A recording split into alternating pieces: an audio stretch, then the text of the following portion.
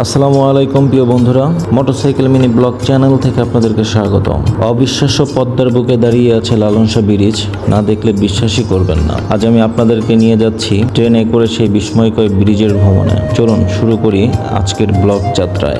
ভাবুন তো, ট্রেন ছুটে চলছে বিশাল পদ্মার বুকের উপর দিয়ে, চারপাশে শুধু পানি আর পানি। কেমন লাগবে সেই অভিজ্ঞতাই পাচ্ছেন আজকের ভিডিওতে। ট্রেন ব্রিজে উঠতেই যেন এক অন্যরকম অনুভূতি। নিচে গর্জন করছে পদ্মা নদী, উপরে ছুটে চলা ট্রেন অসাধারণ এক মুহূর্ত। চারপাশের দৃশ্য এতটাই সুন্দর যে চোখ ফেরানোই যাবে না। পর্দার ঢেউ, হওয়ার স্পর্শ আর সেতুর বিশালতা একসাথে আপনাকে অবাক করে দেবে। মনে হবে যেন আকাশের উপরে ভেসে চলছি।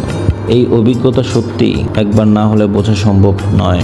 লালন শাহ ব্রিজ শুধু একটি ব্রিজ নয়, এটি বাংলাদেশের একটি বিস্ময়। যদি সুযোগ পান, একবার ট্রেনে চড়ে অবশ্যই এই ভ্রমণটা করবেন। আর হ্যাঁ, ভিডিওটা যদি ভালো লেগে থাকে লাইক দিন, কমেন্টে জানান কেমন লেগেছে, আর সাবস্ক্রাইব করতে ভুলবেন না এবং সাথে থাকা বেল আইকনটি চালু করে দেবেন। লালন শাহ সেতুর পাশেই নির্মাণ করা হয়েছে নিউক্লিয়ার পাওয়ার প্ল্যান্ট, বিদ্যুৎ পারমাণবিক কেন্দ্র। ভাবুন তো, বিদ্যুতের আলো জ্বালাতে হাজার হাজার মেগাওয়াট শক্তি তৈরি হচ্ছে এক জায়গা থেকে। আজ আমি আপনাদের নিয়ে যাব আজকের ট্রেন ভ্রমণের মাধ্যমে বিদ্যুৎ পারমাণবিক কেন্দ্রটা দূর থেকে দেখানোর চেষ্টা করেছি।